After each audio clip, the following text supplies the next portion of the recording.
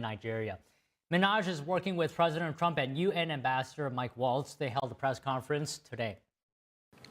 Music has taken me around the globe. I have seen how people, no matter their language, culture, or religion, come alive when they hear a song that touches their soul.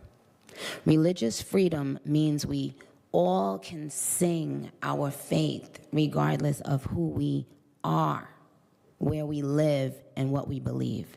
But today, faith is under attack in way too many places. In Nigeria, Christians are being targeted, driven from their homes, and killed. This month, President Trump announced on Truth Social that he told the Department of War to prepare possible action against the Nigerian government. He said this was for the killing of Christians. In the post, Trump said he would stop all aid and assistance to Nigeria, and he said the U.S. military may enter the country to wipe out the Islamic terrorists committing the atrocities. Minaj responded to the post saying in part, "Thank you to the president and his team for taking this seriously. God bless every persecuted Christian." Okay, joining us to discuss Nicki Minaj's speech at the UN addressing violence against religious people is Mike Leon, host of the Can We Talk, Please Talk podcast news commentary show, and Tony Kinnett, national correspondent for the Daily Signal and host of the Tony Kinnett Cast radio show and podcast. So first of all, thank you both for joining us today. Mike, I'll start with you this time. Can we talk about the significance here of a major celebrity speaking out about this issue? Nicki Minaj has received wide praise for this from the Christian community. You know, it comes as quite as a surprise. I mean, for me at least, I did not see this coming. Yeah, well, good to see you guys first and foremost. You turn to the aforementioned expert on Nicki Minaj, all things Nicki Minaj. I'm not a Barbie, as her fans are called, but here's one thing that it drives me a little bit nuts about when celebrities get behind a cause. And the biggest thing that I would point to is that there are issues that happen, like LeBron James got a lot of hate, for example, with respect to what's happening in China, right, with that population of folks that are oppressed. And it's because the NBA does a lot of business in China. But then when LeBron speaks about some other atrocities or something else that's happening, everyone will always point back to that example. I hate that game of, you know, who's being hurt the most and why aren't you speaking out about it? We should be speaking about of all violence that's committed against people, especially when we're targeting religious groups. So I will give her credit and the kudos for that with respect to what's happening in Nigeria with the Christians that are potentially being attacked here by Boko Haram. Here's what I will say, though, for Nicki Minaj out there and for other celebrities out there with respect to causes. I would urge you to make sure you've researched the cause in depth, because the one thing that you mentioned, Don, you know, she's not Nigerian. She's Trinidadian and Tobago. She's from New York, right?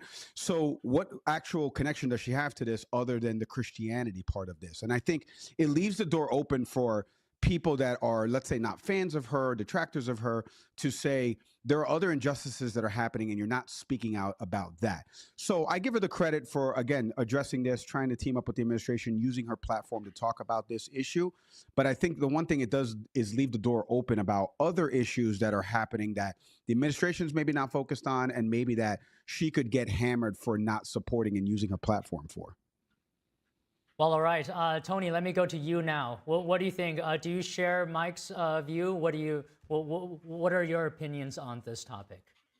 Well, good afternoon to you both. Look forward to this segment every week. I would build off of what Mike says primarily here. I actually did call a member of the Minaj team this morning to prepare for this particular segment.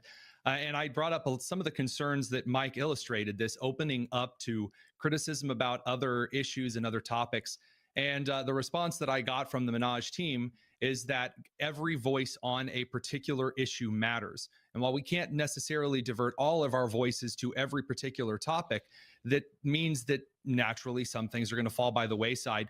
Having voices on certain topics to bring awareness is one of the few good things that social media and the advent of rapidly available and accessible media, toppling the traditional oligopoly of organized media, has been a good thing for.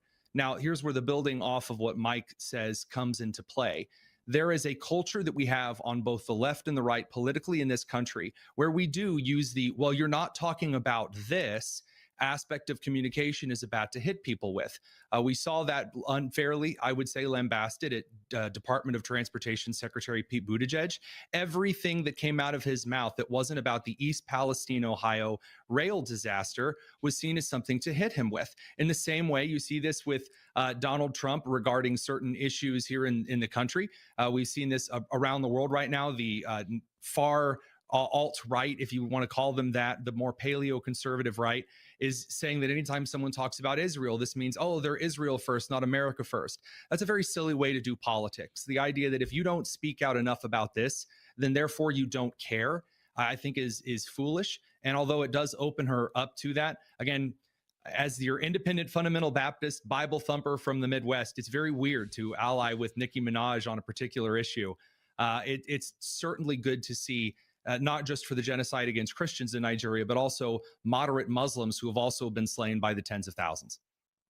Okay, now, Mike, if you don't mind, I'd like to ask Tony a follow-up to what he said just now. So, Tony, not until President Trump shone a light on this persecution and threatened action against the Nigerian leadership, if it didn't intervene, this was almost a taboo topic, seemingly considered by many as too sensitive to touch. This is what made Nicki Minaj's public stance all the more impactful and surprising. So why has the topic of this persecution been considered so sensitive? So from my perspective, the idea that there are groups that might be considered the majority in some parts of the world that may be facing persecution or genocide in other parts of the world has been taboo. This idea that white people or Christian people or straight people or in some places men facing some kind of discrimination, some type of persecution or a genocide in the case of the Christians in Nigeria, that's seen as taboo because, well, they're in power in other parts of the world and there are other people that might be suffering more. Going back to Mike's tete-a-tete earlier about the LeBron statements regarding the Uyghurs in China, for example, this is something that has made it more taboo. Trump doesn't care about taboos. He doesn't care about something being more politically correct to address at the moment. He looks at something, says he doesn't like it, and then he puts it on the podium. So, Mike, can we talk about the impact here? What do you think is the impact going to be of Nicki Minaj's voice? Yeah, can we please talk? That's why I threw a please in there, Don. I wanted to be polite about it. What's the impact of it? Well, first off, as we mentioned, Nicki Minaj has millions of followers around the world. She has toured the world from a concert perspective. Her music is globally known and recognized. So somebody to be able to spotlight, at least bring a bigger spotlight from the attention standpoint, I think is something that you've seen Trump do this. Kim Kardashian, got somebody, I believe somebody granted clemency during the Trump administration, her first time around, because of Kim Kardashian's advocacy. So you've seen different instances like this where a celebrity has used their voice and their platform to talk about different issues. Again, the biggest thing for me will always go back to there are a plethora of issues right now. And to Tony's point, I think there's so many issues that we just can't cover, not only in a news cycle, but the administration is all over the place on. And I don't mean that like in a negative connotation. I just mean like look what's happening in Sudan with the civil war in Sudan. Like, we don't even talk about that from a media perspective. But there are issues that are happening in Sudan. Is the president going to get involved in there? We know about what's happening with Venezuela and potentially in Mexico. So like there's so many things every day that adding another voice like somebody like a Nicki Minaj that has a platform, I'm sure President Trump appreciates somebody like that kind of bringing this to the forefront and giving her platform that she can actually advocate a little bit more for it. Again, the timing of it, I don't know what to make of it, to be honest with you, because from a foreign policy perspective, a geopolitics perspective, I think it's just not as covered as much as what goes on in Africa and how that affects the U.S. I wish more people would pay attention to things like that. But because it's Nicki Minaj, Don, it's why we're doing this segment. It's why we're talking about this. So she's getting exactly what she wants. And I don't mean that in a bad way. I mean that exactly in spotlighting if there's an issue, what can I do to bring attention to it? She met with the ambassador there, Mike Waltz, that you heard before we came on, and she's talking about the issue, and it's got us talking about the issue, which will get the ear of the White House. I think that's the goal with anything in life. If there was something that I was advocating for and I wanted it to get a higher attention reach, it would be to partner with somebody that has the platform like a Nicki Minaj to advocate a little bit bigger that could potentially get more eyeballs on the situation. So Tony, I hear your concerns. I hear Mike's concerns as well. But still, I really want to know, because to me, this is an important subject. Do you think what she's doing, what Nicki Minaj is doing, could potentially move the needle in this cause that she's talking about? The moving the needle it's a heavy needle to lift here because, again, there's the question of actors and who is doing what. Now, of course, Trump has already threatened to cut off aid. He's also put pressure on other members of various African Union delegates. He's, of course, put pressure on allies. We know that from Mike Waltz.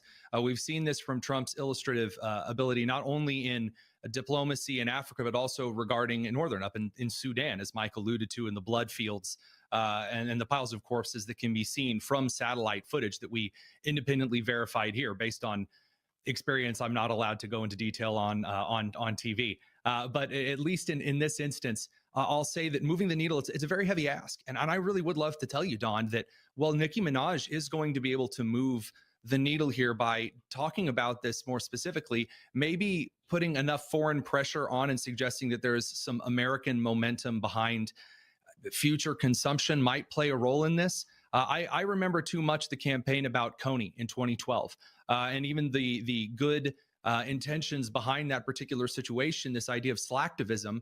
Yeah, sure, getting the president's attention on it might be enough to do something. The question is, what will that effectively do on an boots on the ground basis? Maybe provide an area of refugee resettlement or assistance from one African ally in the region to another. I'm not sure anyone knows the answer at this point. And again, I really do wish I could say, yeah, Don, here's how this is going to be the impact, A, B, C, and D. I asked that this morning to a member of the Minaj team. They don't have an answer for it because I don't necessarily think there is one at this time. All right.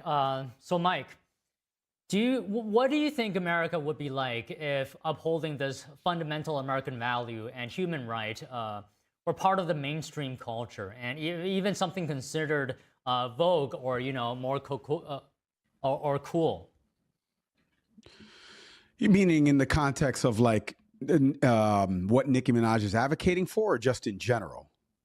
Yeah, what Nicki Minaj is advocating for, and then perhaps as well going beyond that in general. Right. Well, Don, I mean, this gets back into what I was mentioning before, right? You can never please everybody. That's a slogan that I've lived with as I've been doing my own content lane and vertical. And you just got to put your head down and know that you have intentionality behind your content, right? Because it's one of the things that, like I just mentioned, America is the world's super police. We're also the world's most annoying helper, yet we're called on the most, right? So it's like, America, please come help us. Please come spotlight what's happening, like I just mentioned in Sudan. Please come help us in Ukraine. Please come help us with what's happening with Gaza and the destruction there. And then once America gets involved, America, get out of here. You're ruining this place, i.e. Afghanistan, Iraq. There's so many litany of examples. So you can never please anybody. There's suffering happening everywhere. I wish, like I said, again, and this is something that Nicki Minaj leaves the door open to, and Tony mentioned about speaking with somebody on her team. It leaves the door open, especially, and I've dealt with high-profile celebrities that have crisis comms teams around them, and they say, hey, we want to devote some attention to this.